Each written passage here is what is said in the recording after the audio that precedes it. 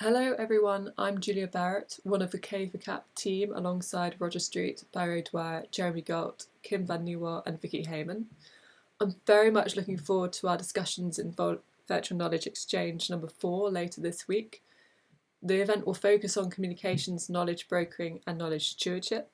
And with this presentation, I just want to recap on these topics and in particular knowledge brokering.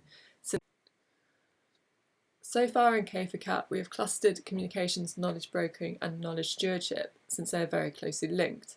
Communication and outreach is of course essential for engaging existing and potential users to raise their awareness around the need for climate adaptation and keep them connected to useful knowledge and services. Once engaged, knowledge brokering enables us to support the appropriate use and production of climate and other information for adaptation, and thereby enable users to take action to adapt to climate change. Knowledge stewardship relates to how we provide access to quality, trustworthy knowledge and ensure that relevant insights and lessons learned continue to be found and used so that efforts are not duplicated. Together, these topics comprise topic 4 in the KE4CAP work plan and survey.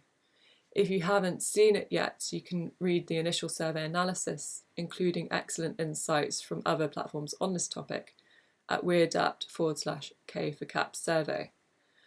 We will be adding to and updating this analysis following VKE4 and other knowledge exchange events. These 3 areas cover a lot of ground, so to make the most of our 2.5 hours in VKE4, we will be focusing primarily on knowledge brokering and how we can use climate adaptation platforms to support informed decision making and adaptation action on the ground. Knowledge brokering is a broad field, so I thought it might be useful here to just quickly recap on some of the key roles of knowledge brokers in general to set the stage for our discussion. This certainly is an exhaustive list and platforms will all have their own interpretations of this. But in a nutshell, these key roles include bridging gaps between information users and providers, and this includes building trust in the information being provided and making it more accessible to potential users.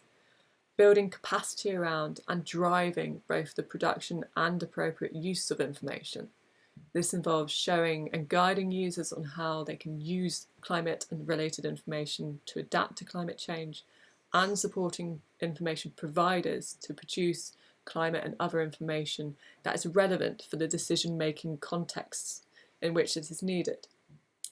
And lastly, informing decisions and decision-making by translating and packaging climate and other relevant information so that it is more useful to and usable by users, so that it can be directly used and applied by users to take action to adapt to climate change.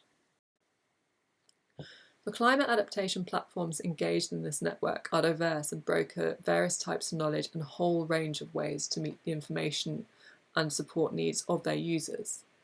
This slide shows just some examples of the data and information being used by platforms and requested by their users, the users they're supporting, and a few of the services they are providing. I know many of you are sharing further examples with us, and we'll be sharing these on the VKE4 event page and in the KE4CAP workspace. And thank you in advance for your contributions there. What the survey and our past discussions have shown is that platforms rarely just provide climate data in accessible and useful formats, but also provide an array of services and knowledge products to support, inspire and encourage users to use and apply that data in their future planning and decision making. This is what we want to dig deeper into in VKE4. How do we go about developing services and indeed packages of services and products and tools to broker knowledge in a way that helps users move from knowledge to action and from planning to implementation? Responses to the KE4CAP survey indicate that one of the biggest challenges climate adaptation platforms face, aside from resources, is trying to meet the diverse knowledge brokering needs of their users.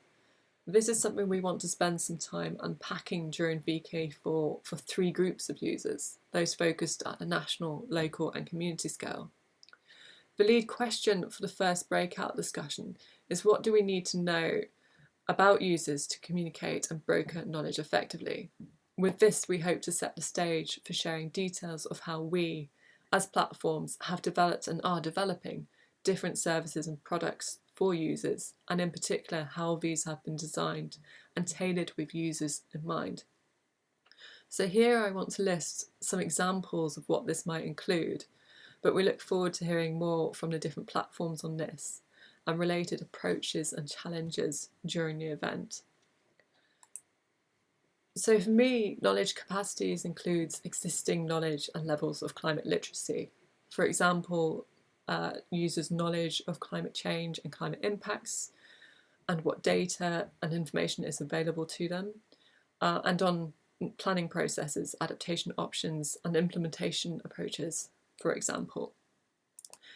Technical capacities include users' ability to use quantitative and qualitative data and how they can access this via different online interfaces. Perception of risk covers how users see climate change impacting their work and their planning. There may be a lack of awareness of the direct and/or indirect risks posed by climate change and their social and financial consequences that needs to be overcome before they will incorporate climate change into their planning. Culture and values broadly influence how people approach and undertake decision making and what appeals to them in terms of subject matter and visual design. Institutional contexts influence how decisions are currently made, how planning is currently undertaken, and mean that there may be protocols and requirements in place that users need to conform with. The decision contexts, which I'll go into more on the next slide, obviously determine what data is required and some of the characteristics of that data.